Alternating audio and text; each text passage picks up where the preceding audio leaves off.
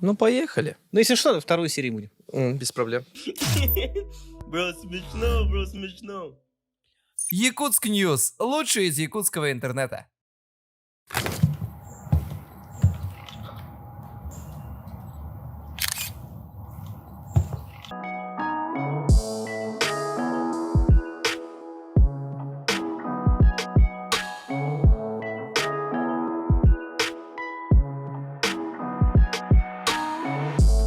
Дорогие слушатели, всем привет. Вы на подкасте Бай Балалай. Именно слушатели. Почему? Потому что многие не понимают, что именно это подкаст. Это не интервью. Это именно наш диалог, просто беседа. Я не выясняю ничего у него, он не выясняет ничего у меня. Мы просто общаемся. Это просто наши мысли, которые, возможно, возможно, вы не правы. Попробуйте, наверное, поспорить.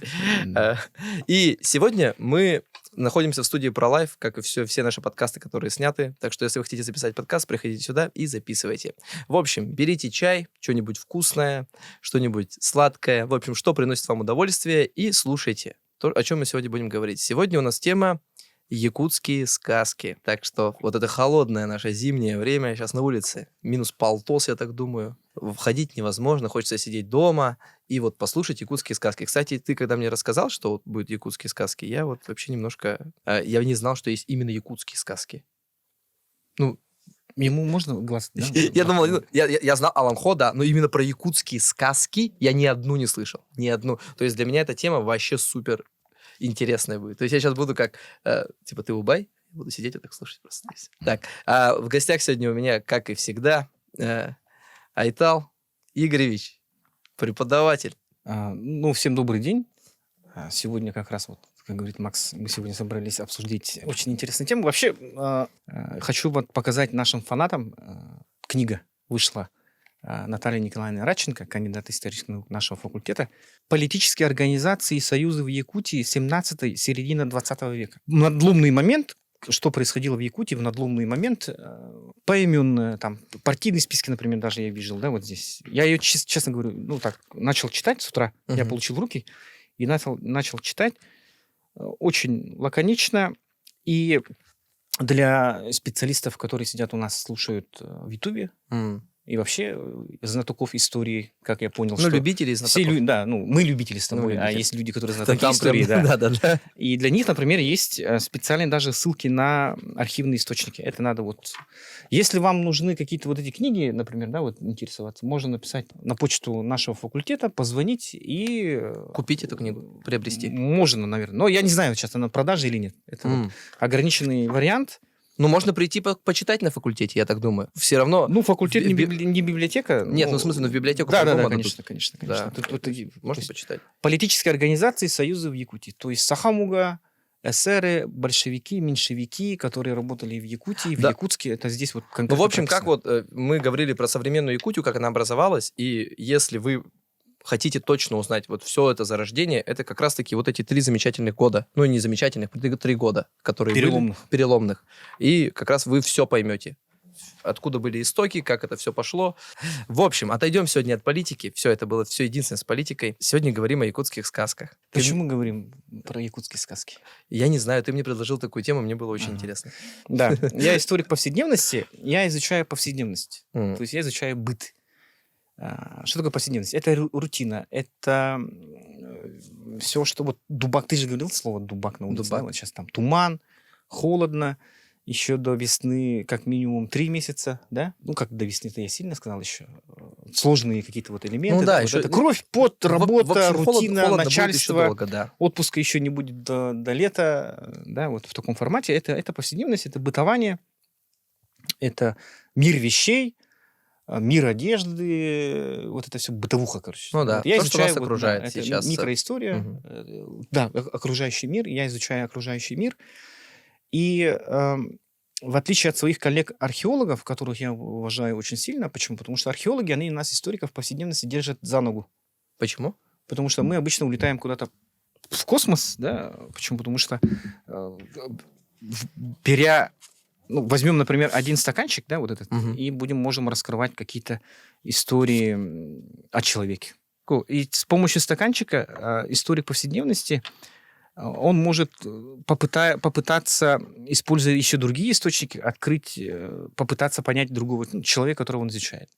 Среду, в котором он живет, например. И самый главный источник, конечно, это у нас сказки, получается. Фольклор. Устные источники. А археологи, для них, например, это материальный источник, артефакт. То есть они то, что находят, материальный источник, есть, значит, было. Нет, значит, нет. Да, вот это вот очень такой маленький момент. И если, например, мы говорим, вот там якуты были там воинственным народом, там везде в письменных источниках пишут о том, что вот куяхи, там мечи, батас, и так далее, там доспехи, да, пластинчатые. А археологи пока не находят полный комплект. Да, там какие-то части. Да, части, да, пластинки находят, да, вот. А полный доспех нет. То есть вот все, что сейчас мы видим, доспехи, там я вижу где-нибудь, это все просто люди восстановили довообразили. Ничего себе. А смотри, у меня к тебе вопрос такой. Но письменные источники говорят о том, что, да, вот Пантелеймон Пенда, он когда вот приплыл, он дошел до, по-моему, Кобяйского района, да, если мне сейчас... И он там увидел конных оружейных людей, полностью в доспехах, например. То есть это четкий отчет, письменные источники. У меня вот про якутские сказки вопрос. Смотри, ты же, тебе читали в детстве якутские сказки? Или ты сам уже читал? Рассказывали и читали. Да. У нас, в Алекминске точно такого не было. Сам да, в Алекминске точно такого не было. И у меня вопрос такой. Я читал русские сказки. Очень много вот эти. И у меня вопрос. Вот в русских сказках много все завязано на животных. Животные говорят, и там, типа, есть животные плохие, хорошие, там лиса это плохое обычно. Тут эта книга, давайте начнем. Вот эта книга, она древняя, по нашим меркам древняя книга. Наверное, даже нас слушают, и меня слушают студенты, которым уже не... Вот какого года думаешь? Она вся, вот смотрите, какая страшная. 94-го года. 94. Это книга, сборник, который сделал Эргис. Второе издание 94-го года. Да, есть первое издание, да, вот Эргис. Я вообще не знал, что покажу много якутских сказок. Блин, напишите, кто тоже никогда не знал про якутские сказки. Вот я впервые. Если честно, именно якутские. Давай я не буду комментировать. Да, я извиняюсь. Я манкурт, простите. Георгий Устинович Эргис Гермогенов. Да. Классно. Он собрал... Это человек, который...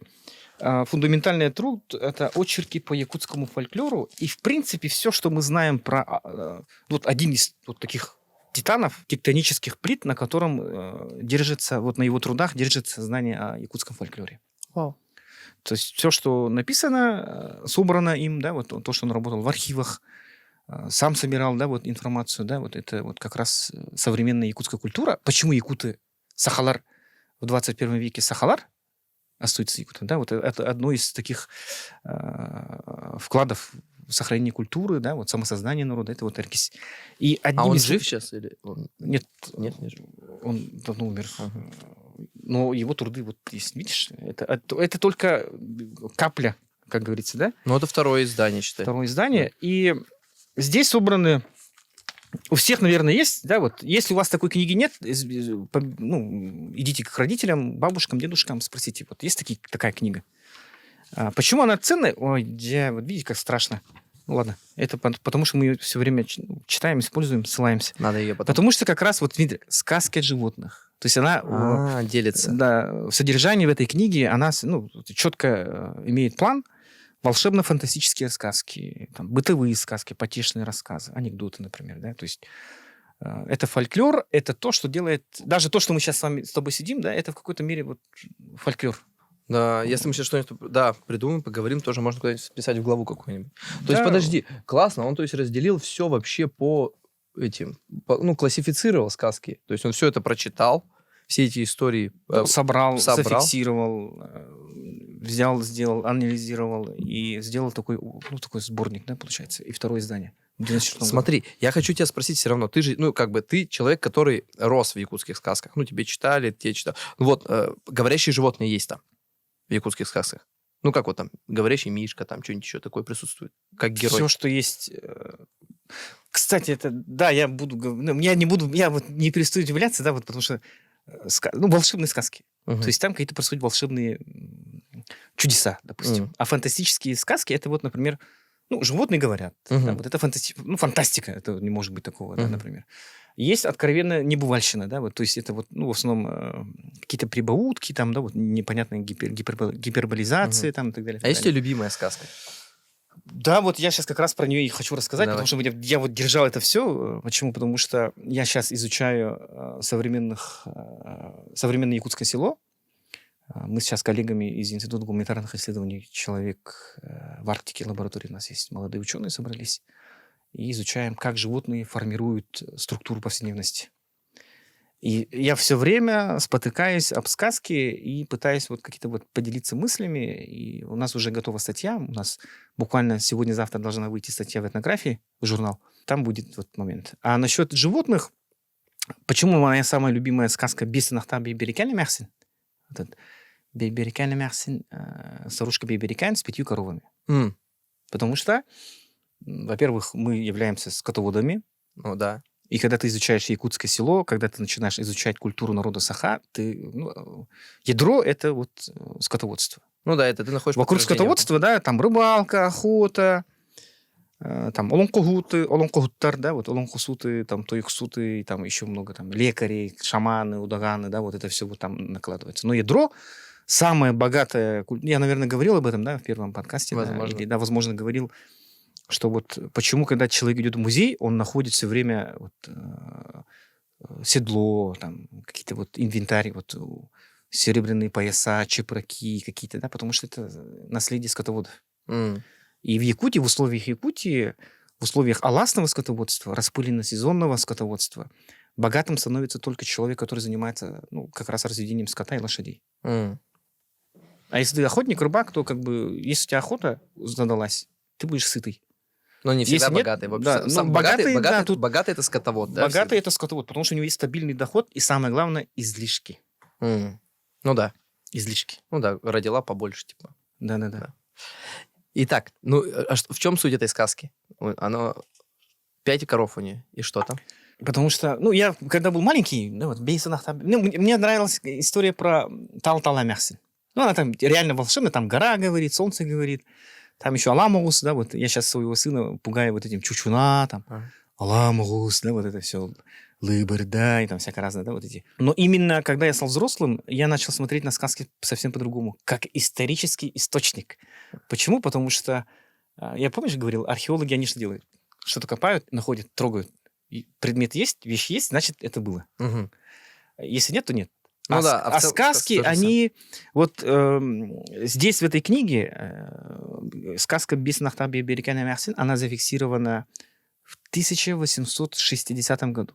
1860 Но ты году. находишь подтверждение тому, что, допустим, Ну, сказка — это вообще древность. да. Да, вот есть Олонхо, эпос, эпическое наследие, а потом уже, ну, по рангу он первее всего, да, вот если народ, он такой культурно богатый, осознанный, у него есть самосознание, культура, и у него есть будущее, да, вот, давайте используем слово государственность, да, Мгм. то у него есть эпические наследия. Ну, получается, тогда... Олонхо, например, Да. то есть про Олонхо знаешь. Да, человек, который не знает сказки, знает Олонхо. Нет, я Оланхо знаю, но типа Да, Оланхо да. Оланхо. Да. А потом уже идет по рангу там, типа, былины, үге, да? Үге, пардон. Есть сказки, там, да, вот сказки уже бывают там вот эти фантастические, волшебно-фантастические какие-то, да, вот эти. И там про животных, для детей, для взрослых, например, да, вот это все сказки есть. И все это, например, это является нашими, ну, модное слово, скрепы. М. То есть самосознание. Вот колобок, его все знают. Начиная от Калининграда, заканчивая Сахалином. Ну да. Духовная Вот скрепа. человек, который не знает, кто такой колобок, он не знает русскую культуру, например. Но он как бы, но он не из России, значит, просто. Но он не из России. Да, да, скорее всего, мне кажется, каждый в России, если вот перепись провести, то каждый знает. Казахи знают, кто такой колобок? Я думаю, вот постсоветское Таджики? пространство тоже знает. Я думаю, Видишь? постсоветское пространство тоже знает. Потому что колобок это... Ну да, кстати, что-то круглое. Ну, все понимают, что если ты скажешь колобок, мне кажется, каждый представит. Вот сейчас, давайте я сказал вам колобок. Вы же все представили вот это желтое круглое существо. Все. Это Да. все представили. А про сказки, например, да, мы все говорим про Олонхо, там, но сказки, они для меня, лично для меня, историка повседневности, они являются источником, ну, не исторического знания, да, а, скажем так, размышлений. Ну, подтверждение, наверное, даже. Нет, не подтверждение, потому что когда я нахожу... Вот если бы я, например, подтверждение взял бы, например, то есть это археолог находит 5... дом, балаган, дже. И там, например, хотон, это, ну, хлев. И там 5 скелетов. И там рядом бабушка лежит. Ну да. Скелет. Тогда это будет Не, подтверждение, ну ты что же это можешь по сказка реальная. сказке понять, какое это время примерно было? Да, Век, потому что век. первые скотоводы у нас начинают проникать, по последним данным, боюсь соврать, 10 век. Мгм. Да, вот Кулунтах удревнили до, по-моему, 10-11 века, если мне не изменяет память. Это раз. И география расширилась. Да? Это Сунтар, Нюрба. Это не только Мигина, Кангала, Сычуропча, да, но это еще и Вилюйские регионы. Ну, заселяется Якутия. Да, то есть, когда мы говорим Бесенахтах, то есть 5 коров, это означает, старушка, она... Богатая, Это- да? А вот тут маленький момент. У нее 5 коров. Это старушка. Ага. То есть богатым может быть только скотовод, который все время работает. Когда я был в Монголии, например, я смотрел, как живет скотовод. Я сижу в юрте, жду, когда зайдет этот хозяин. Он тысячник. У него там 3000 и верблюдов, и лошадей, овец, Голов, коз, в общем, голов голов. всего. У него там 3000. Это он ударник труда. Я его сижу, жду, и он домой... в юрту он зашел 3 раза, по-моему, За весь день. за сутки. То есть я такой... Все остальное время он работал. Он все время на лошади и все время вот собирает там табун лошадей, там где-то ездит, там коров. А у нее, коз. получается, у этой старушки 5 коров. То есть она старая, у нее 5 коров в возрасте уже. То есть, значит, это наследство. Или что? Или это осталось от ее... Видишь, то есть у нас есть много вопросов. Очень красиво. Я же говорю сразу, ты начинаешь смотреть на сказки, как если... Так, Так, 5 коров. а ты расскажи эту сказку. Ну, в чем А. суть? В чем ее суть? Суть Чтобы мы могли «Бес порассуждать. нахтах берекена мясен». Очень красивая сказка, еще расскажу. Старушка 5 коровами. Жила-была старушка берекена мясен. У нее было 5 коров, дойных. И она их так доила, что они даже худели вот там, вот, как выжатый лимон. Ничего себе. То То есть она профессионал. Она доярка, скорее всего, какая-то. Ну, очень... Ну, мать, она скотовод. да. Это Уверен? мы с тобой не умеем, к какой стороны подойти к корове, да, не знаю. Ну, значит, это не наследство досталось. То есть она этим занималась. Вот так. Дойдем до этого. Да. И вот она однажды пошла собирать своих коров, увидела, в сказках написано бердигес, такое молодое дерево, да, вот, или там молодой отросток. А где-то написано, в современных сказках, по-моему, написано сардаанови какие-то. Ну, якуты-то любят красиво. Или там цветок, например. Мгм. И она приносит его домой, у нее детей нет, и она его, как сказать-то, закутывает в пеленки, кладет на кровать, потом идет доить коров своих, 5 коров. Мгм. Дует, а пока она там дует одну корову, в доме там вот этот звук ножниц, например. Она опрокидывает ведро, заходит в балаган, смотрит, ничего нет. 3-й раз, 4-й раз, 5-й раз, и там видит маленькая девочка. Красивая маленькая девочка. И она выросла, красотка, да, вот эталонной красоты, там у нее там белое лицо, там нравом скромная. Прямо вот традиционалисты, они очень ее сильно полюбили. Ну, эталон женской красоты. Ага. Якутской. Покладистая, домашняя, скромная. Да, и красивая. И красивая, с длинными Белокожая, волосами, скорее длинными всего. волосами. Да. Да, вот это все.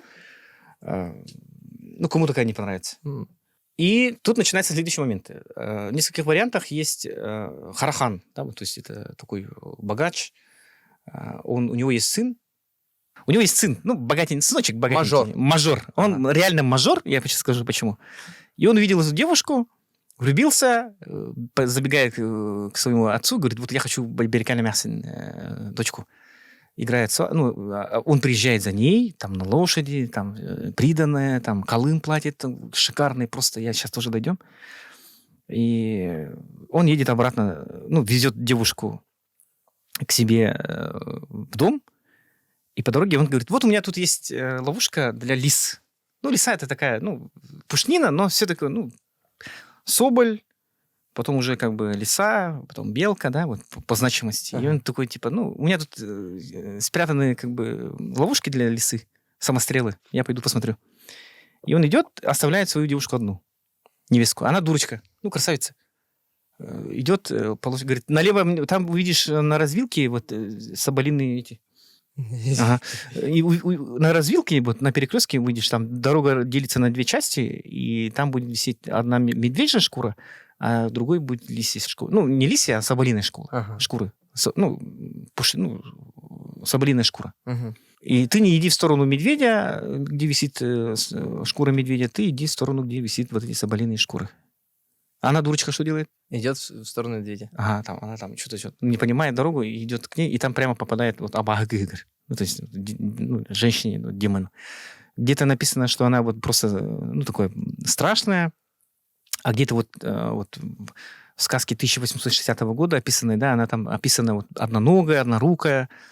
В одной сказке написано, что она там отнимает у нее одежду, на лошадь садится, сдирает с нее скальп, надевает на себя, девушку бросает в погреб и уходит к этому, дом жениха. То есть она за место нее стала. Да, а во второй сказке, более 1860 года, там она уже больше там сдирает шкуру, не шкуру, а кожу лица. Там, то есть более древняя сказка, убивает, она более жестокая, да? Конечно, чем древнее, чем глубже сказка, она вот чем жестче. Это мы с вами живем в мирное время и говорим про мир. А это для детей сказка, да?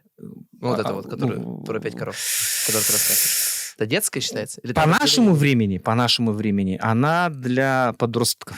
То есть сказки они рассказывают. Сказки же мы сейчас думаем только для детей. То есть, а по идее сказки... Гарри Поттер для кого? Это сказка считается? Как бы литературная сказка. Да? Волшебная. Но она же как жанр, она сказку писала. Фантастика, что ли? Но это же не сказка, прям сказка. То есть у меня в голове, когда ты сказка говоришь, это... Колобок. Да, детям. Репка. Такое, короче. Там сказка «Рыбаки и рыбки». Это философский вопрос, потому что вот «Дюна» Герберта Фрэнка, да? Классика жанра. Ага. Это что? Сказка? Фантастика? Повесть? Проза? Да, видимо, просто слово «сказка» так приелось, что это не просто, не только для детей. Вот это надо знать, короче. Сказка — это не для детей. Да, взрослые обязательно должны читать, потому что сказки тоже источник. И в итоге она пришла к этому. Короче, она идет, не отвлекай меня, она возвращается домой, там что-то, к этому мужу, там что-то происходит. В одной версии, в одной версии, да, мне нравилось то, что вот муж такой что-то подозревает, как-то вот что-то была красавица, стала какая-то, женился сразу, какая-то стала странная, да? Поехали к тебе, к родителям, посмотрим, что там, погостить не хочешь? Она говорит, нет, там, Бейберкяна Мяхсен, она возвращается, как-то вот ходит, да, вот, и вдруг она находит свою дочку, которая лежит в погребе, вот это дома, вот Абагыгыр, да, ее спасает, она там становится нормальной, там волосы там, так далее, и они живут нормально. И Харджит Берген возвращается с женой, вот этой Абагыгыр, первый вариант, они возвращаются, не возвращаются, а приезжают в гости к Бейберкяна Мяхсен, к матери. Угу. И Харджит Берген, он такой сидит и смотрит, у него там жена как бы кривая, косая, убогая, ржавым лицом. И дочка Бейберкян, она уже красивая. Настоящая, да. И она начинает, подозревает, такой смотрит, что происходит. Почему, я женился же, откуда у нее дочка, там, какие подозрения. И они все ложатся спать, и вот эта девушка начинает рассказывать сказку. Сказка в сказке. Вот я там выросла туда-сюда, я жениха встретила, жених меня отправил туда, я там повернула не ту сторону, меня там поймала Абагыга, и меня там в погребе, и муж какой скакивает, она начинает сердиться, ругается, там, срывает эту Абагыга с кровати и спрашивает, мы тебя заколоть сейчас рядом, батас сейчас воткнуть тебя, или ты как хочешь умереть, или могу тебя там привязать к лошади, к хвосту лошади. И эта Абагыга выбирает вторую смерть.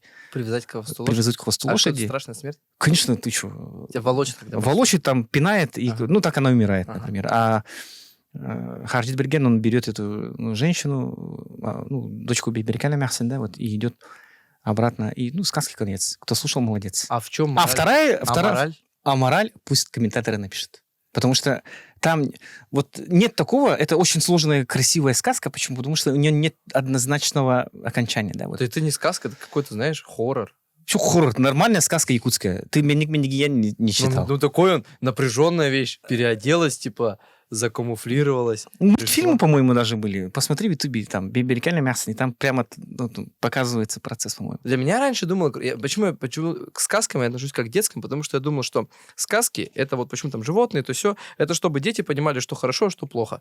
Пальцы в розетку не совали. Да. Ну, в принципе, да. Простыми словами, вот такими через их, из их типа мышления, вот им объясняет, это хорошо, это плохо, все. Типа, не взрослый человек тебе рассказывает, а вот путем вот этих вот волшебных миров и прочее. Но вот тут-то, если, допустим, ребенку прочитать такую сказку, ну, ты говоришь, для подростка. Подростку, да, ладно. Возвращаемся к этому Берекяне Мерсин. У нее 5 коров. 5 коров. Сейчас дойных. Сейчас за дойную корову в Якутии получает пособие 38 тысяч.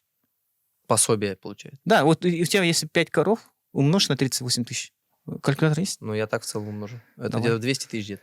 Ну, 200 в год тысяч. 200 тысяч рублей, если у тебя 5 коров, 200 тысяч рублей. Тебе государство дает или что это? Почему государство? Республика дает. А, республика. Государство, Республика Саха-Якутия тебе дает, тебе карточку капает 10 тысяч рублей, если у тебя 5 дойных коров. За то, что ты просто содержишь, типа, развиваешь сельское хозяйство, так?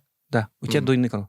И тут маленький момент. Якуты, мы, Саха, когда мы меряем богатство, мы не считаем коров. Ну, там, ты когда заходишь в деревню, просто спрашиваешь у мужика, да, вот сколько у тебя коров?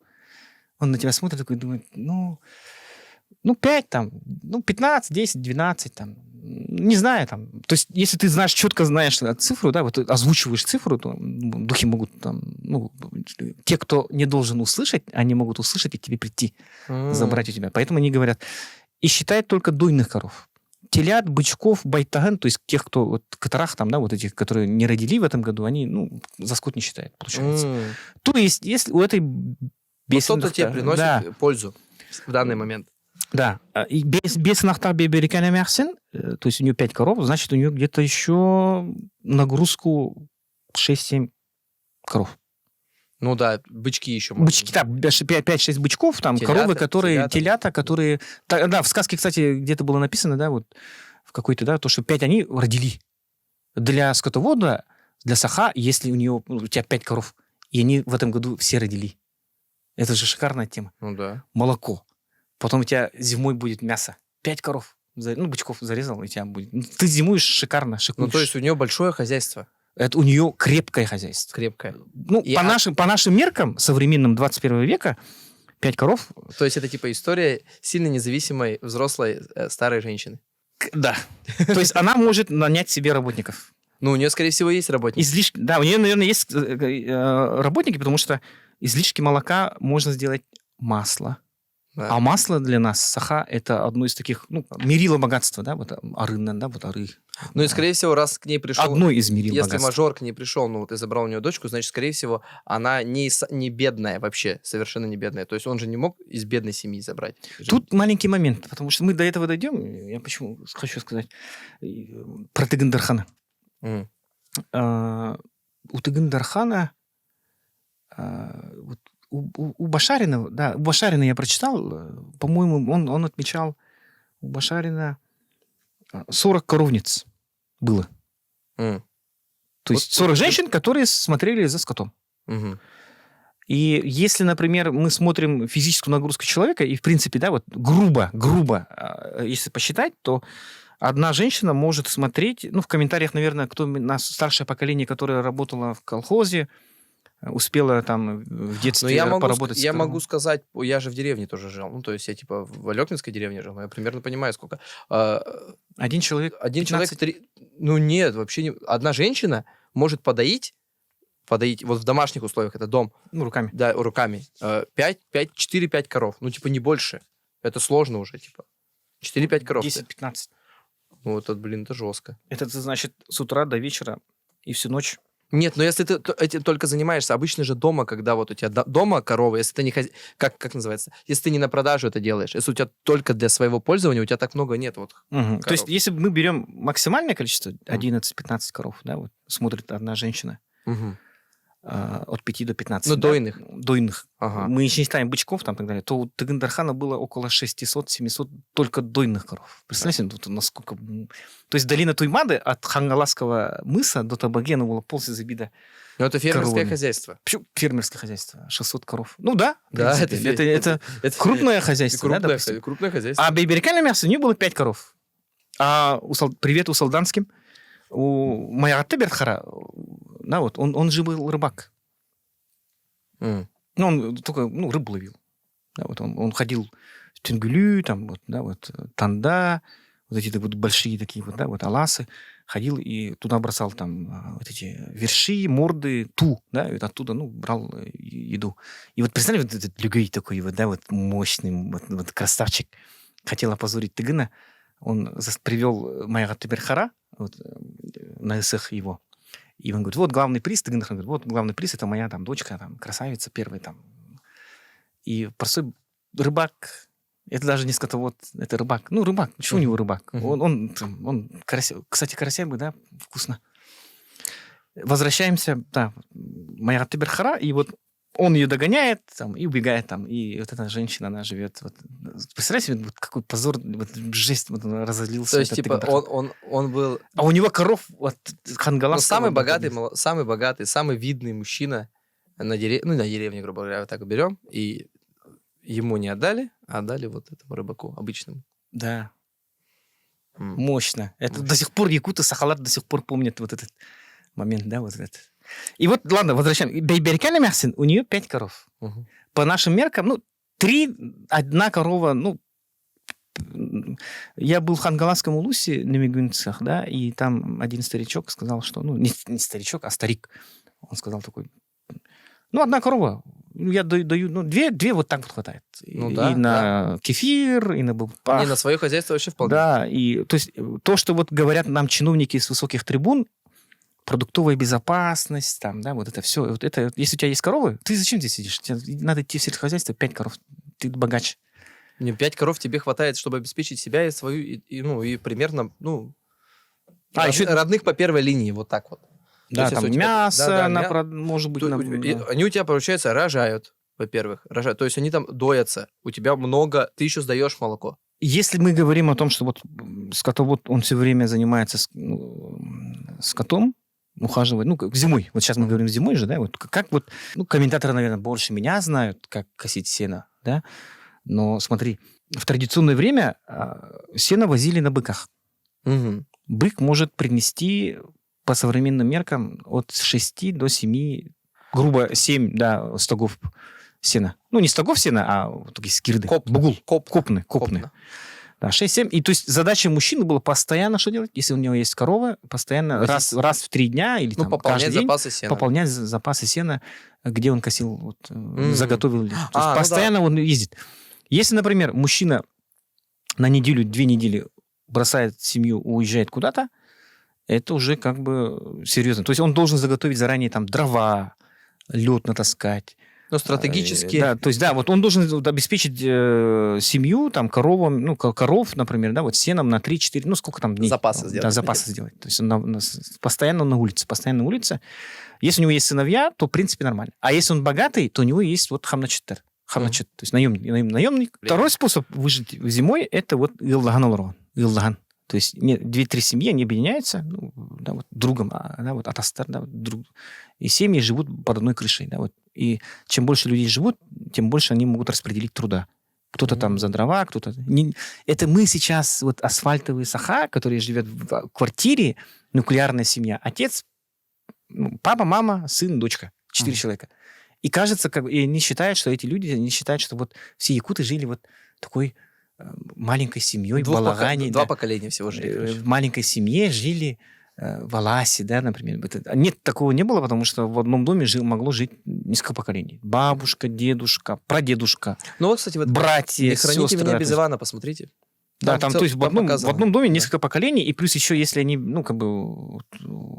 как сказать-то, не халынгаймах, то есть маленькие, да, вот, семья маленькая, они могли там, если это молодая, чаще всего, да, молодая семья, они могли там скооперироваться, зимовать так, например. Не в одном доме, например, или там рядом построить там 2-3 дома и жить в этом там, и спокойно друг другу помогать. Мы отходим от этой темы. И шо вот этот человек-то? Вот этот... Возвращаемся, да, вот этот Харджит Берген, он...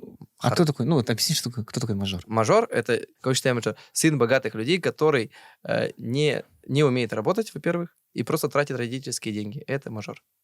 А пижон?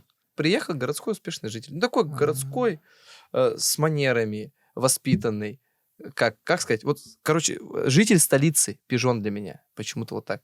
Ты же сам такой житель столицы. Я приехал, одной из столиц. Я с Улуса.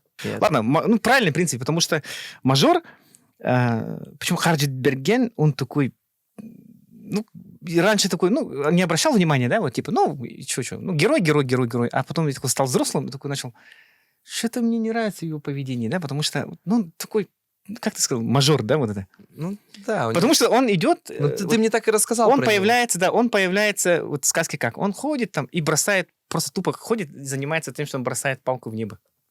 М, Это в традиционное время, когда мужик должен что делать? Работать. Работать, вкалывать. Да, Да? запасать сено, там что-нибудь еще. Да. Можно охотиться. А он ходит и палку бросает в небо. И Ну, эта палка бьет падает... баклуши. Да, бьет баклуши, палка падает внутрь этого дома Беркяна. И он видит ее, да? Да, и кричит. И еще он кричит этой... Представляешь, старухе.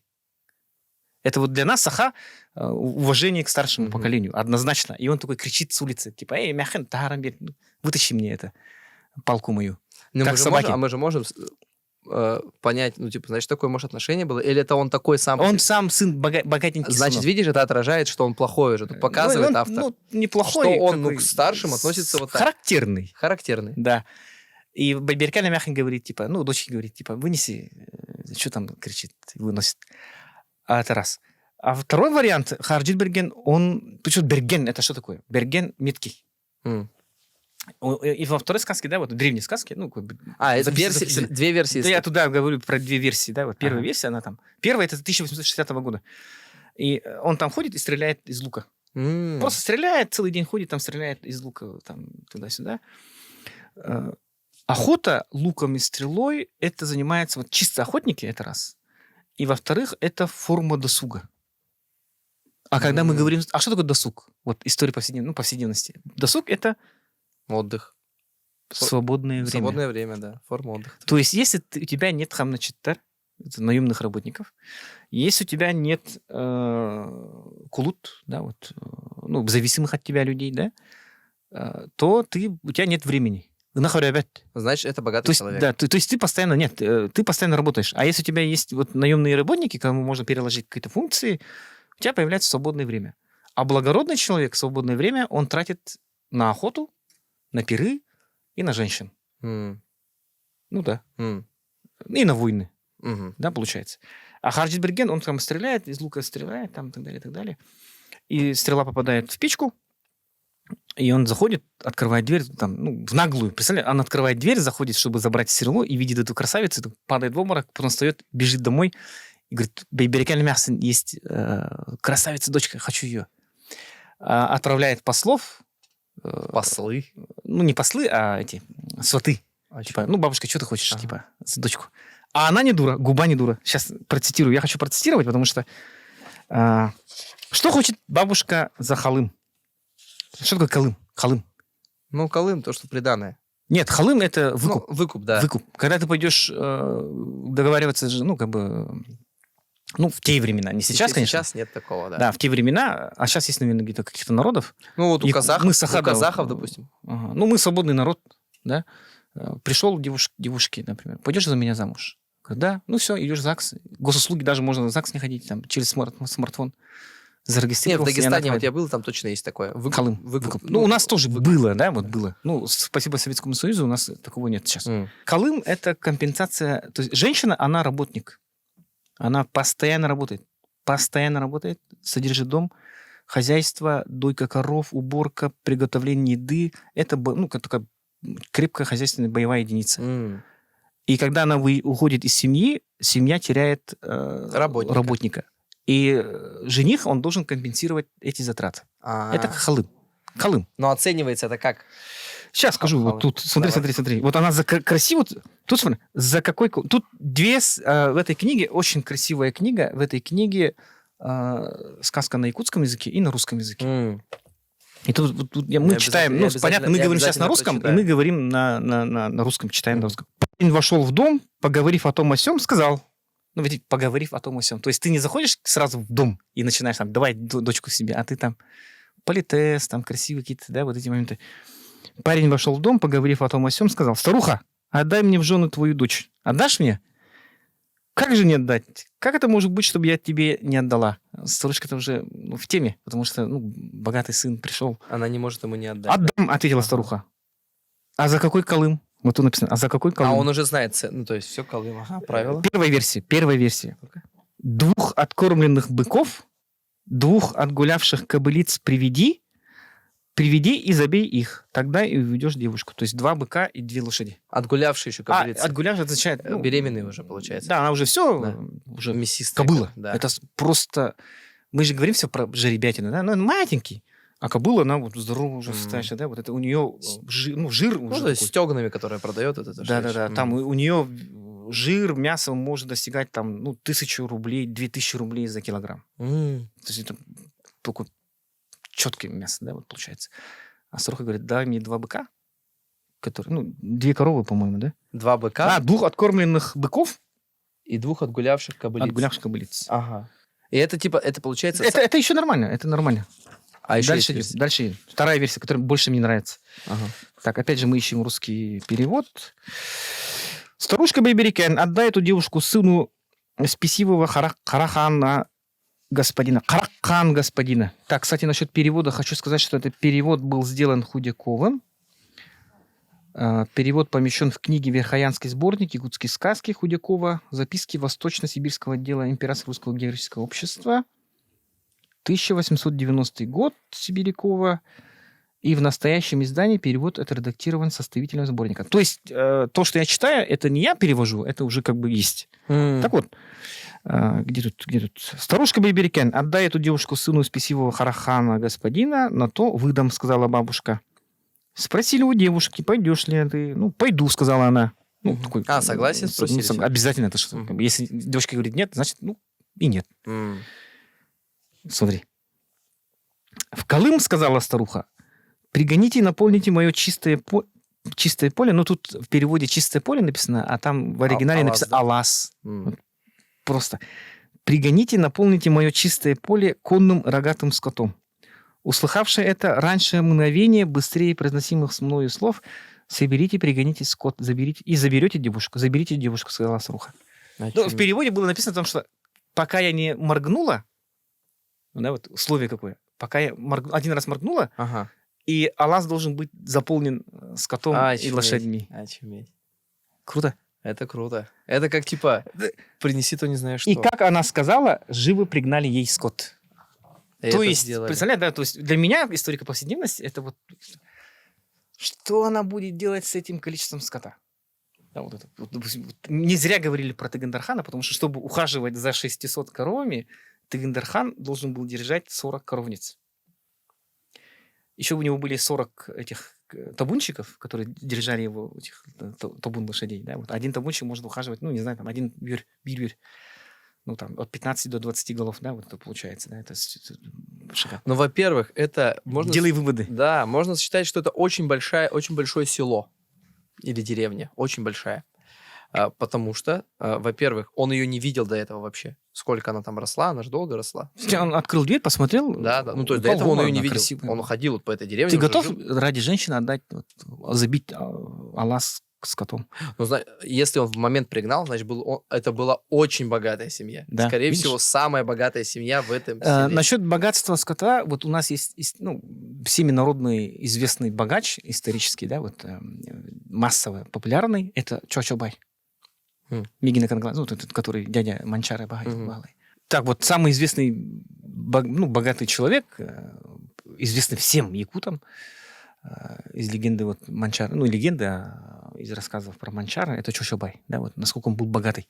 Когда первая корова доходит до водопоя, до Аласа, или до водопоя, вот сейчас могу соврать, да, но теперь, вот смотри, пока первая корова идет к водопою, доходит до озера, последняя корова только выходит из хлева. То есть много коров. Да, вот это мерило. Или, например, по-моему, какой-то про Чочобай, по-моему. Или кто-то. Напишите в комментариях тоже, да, вот про какого там была миф, легенда, может, сказка о том, что вот когда вот богатый скотовод переезжает из одного Аласа, из Костыка, зимника, летнее пастбище, Сайлык, последняя корова выходит из Хотона, а первая корова только доходит до того Аласа. И вот это полностью вся дорога. Они же коровы как идут? Медленно, вот друг за другом. Друг за другом, да, вот. И вот эта линия, да, насколько он богатый. И вот Харджитберген, его отец Харахан, да, Харакхан, он что делает? Он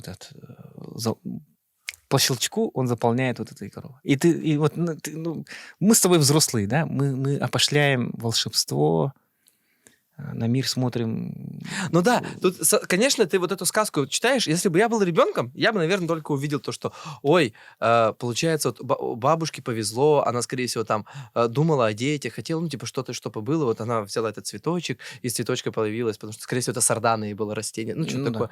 Да. Красивая девушка, потому что сардана — это красивый цветок.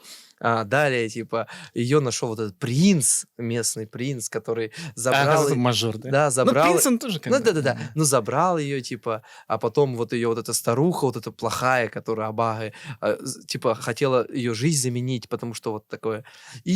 Но он ее спас, и у них было все долго и счастливо. Я бы так, скорее всего, ребенком читал. А сейчас в голове я продумаю, очуметь, этот вообще, он мажор, вообще у старухи забрал, старуха такая, ну, старая женщина, она, конечно, молодец, прошаристая, хороший выкуп попросила, а вот та Абага Кака, скорее всего, она какая-то очень несчастная женщина, которая тоже хотелось любви, а он ее взял и убил. Вот так бы я думал.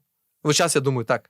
Не, ну тут как бы четко Абага Кака, это как бы, да. Демонесса. Ну, демонесса, да. Но она просто хотела любви. Это вы поддаете за западной пропаганде, то, что вот, типа, Малефисента. Да, типа, она тоже имела, ее сделать злыми людьми. Не, это точно не так. Но вот сказки, вот почему, оказывается, нужно детьми читать сказки, потому что ты...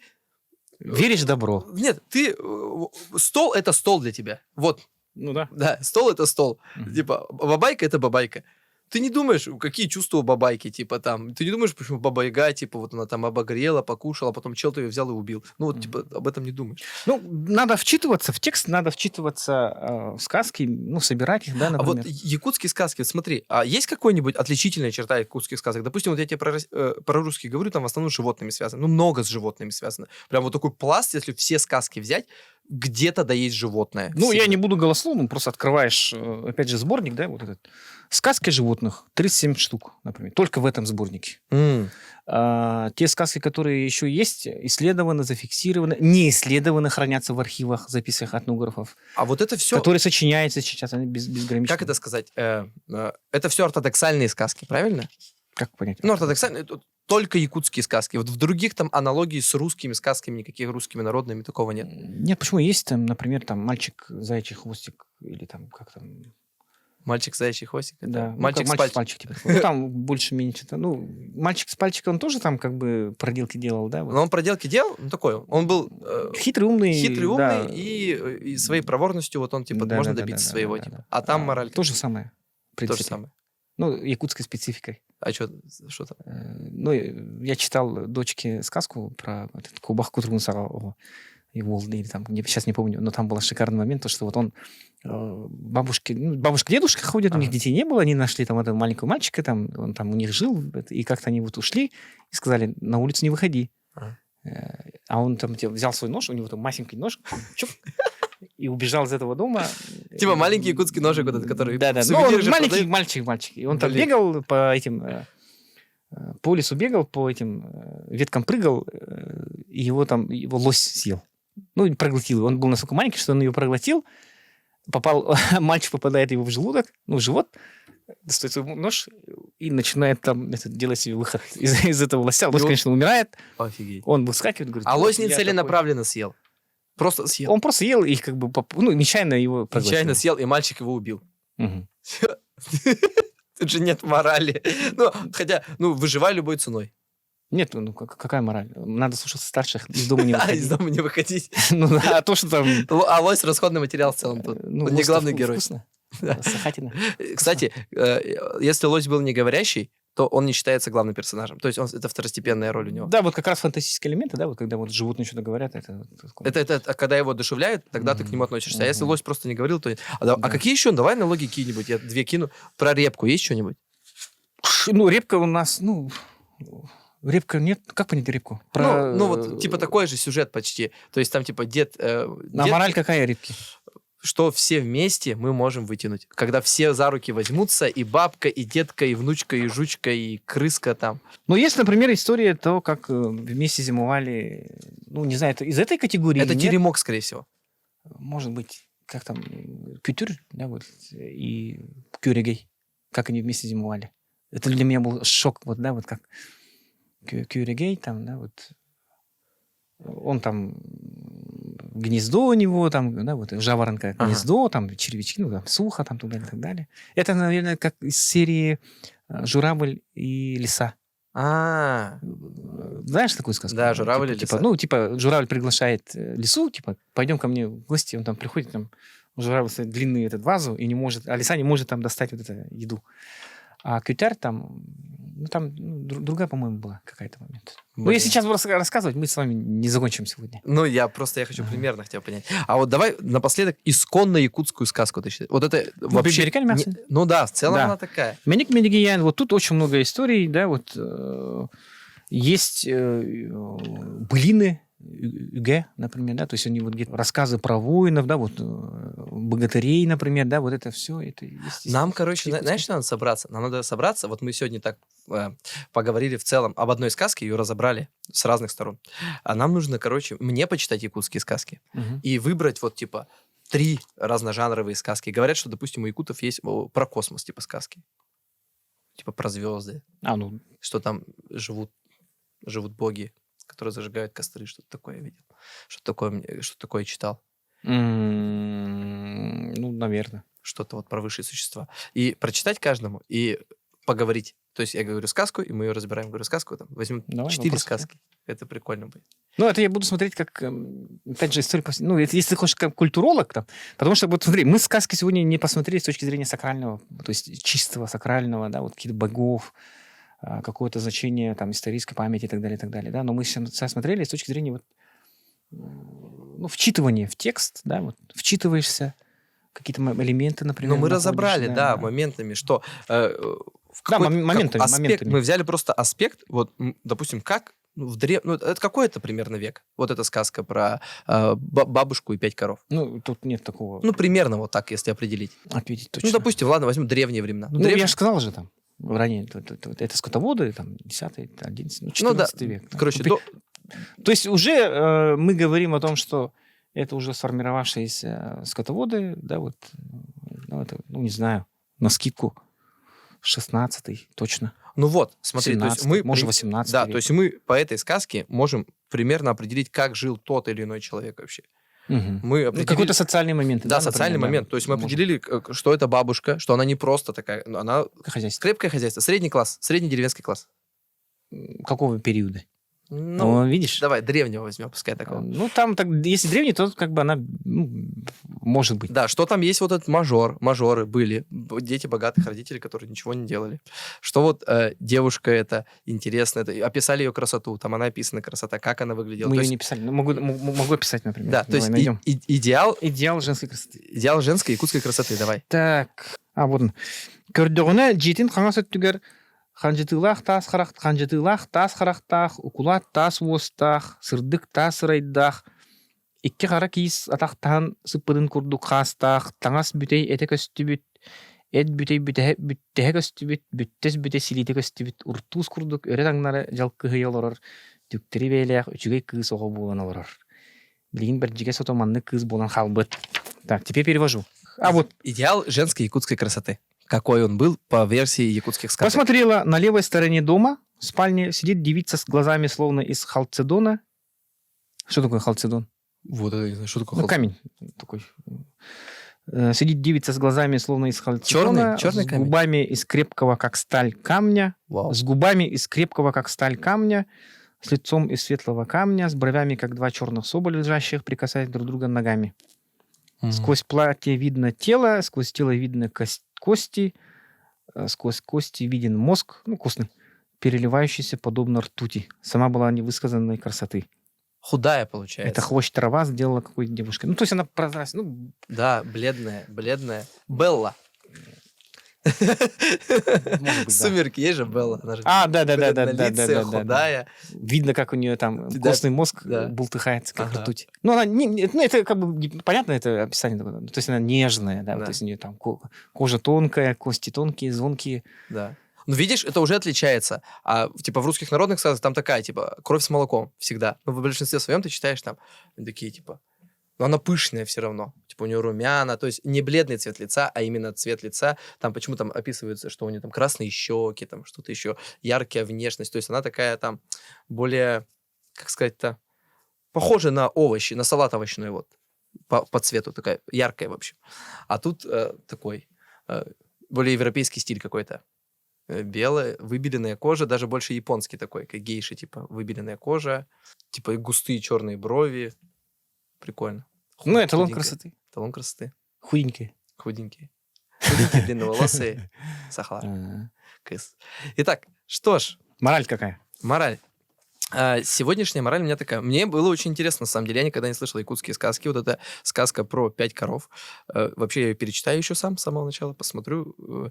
Я хочу еще прочитать несколько сказок. Я думаю, что если вам будет интересно, пожалуйста, покажите свою активность, чтобы мы собрались еще и рассказали вам прям сказки-сказки. Без сильного разбора. Ну, с таким историческим. С историческим мы будем каждую сказку говорить, а потом ее комментировать. Рассказывать, комментировать. Каждый друг другу расскажет по сказке разные. И мы будем их комментировать с одной или с другой стороны. То есть вторая серия будет, да? Ну, Второй посмотрим. Это от них зависит, хорошо. а не от нас. Хорошо. Всем тебе. Тебе спасибо. А я могу это найти? Да, я, как всегда, возьму ссылки. Мгм. Да, вот я же амбассадор Национальной библиотеки, да? Да, ссылки. Самоназванный, да? Ссылки на сказки будут. Да, ссылки я эту книгу отправлю. Там, наверное, можно было открыть. Ну, это якутские народные сказки. Это Да, везде есть. да, вы можете, кстати, писать, какую сказку мы должны разобрать в следующем выпуске. Если прям много будет, можно там написать много сказок, и какую мне нужно прочитать. Какие вот 3 или 5 сказок я должен прочитать. Много я точно не прочитаю, но 5, 10, 5, 6 я прочитаю точно. Смогу. Не, ну ты вырос в Якутии и не знаешь якутские сказки. Ну, Якутия разная. Почему сейчас говорят, что Якутия это почти как отдельное государство? Не можем мы так говорить по Конституции, но все равно, что у нас настолько она большая и разнокультурная. То есть, допустим, мы же не берем промышленный район совсем другие. Алекминск, Мирный, Ленск. Я думаю, там много людей не читали якутские сказки. Много. Вот ребята, которые смотрят нас с Мирного, с Нерингри, с Алекминска, с Ленска, какие там еще есть-то? Алдан. Скажите, вы читали якутские сказки? У нас этого не было даже. Хотя у меня бабушка и дедушка говорят на якутском языке. Но не читал. И даже не советовали, представляешь? Ну, я тебе советую прочитать. Я Ну, я же там тебе отрывками прочитал, да, тут между перерывами, да, вот прочитай там. Бенигиен, там, так далее, так далее. Ну все, всем большое спасибо. Подписывайтесь на телеграм Айтала. Записки провинциального историка. Записки провинциального историка. Он там пишет всякие интересности, на самом деле, которые будут... Вот кто любит про историю повседневности послушать, там самое то. Все пишется, все обновляется, канал не забрасывается. Пишешь ты сколько в день постов? Я не знаю. 1-2. Ну, Ну, это уже ты, ну, бежишь. Ну, сейчас медленно стал, потому что холодно. На улице не будешь писать. Да, там достаточно уникальные вещи есть, которые вы нигде не найдете. Что ж, всем до свидания. Это был Бай Балай подкаст. Надеемся, в эти холодные дни мы вас маленько согрели.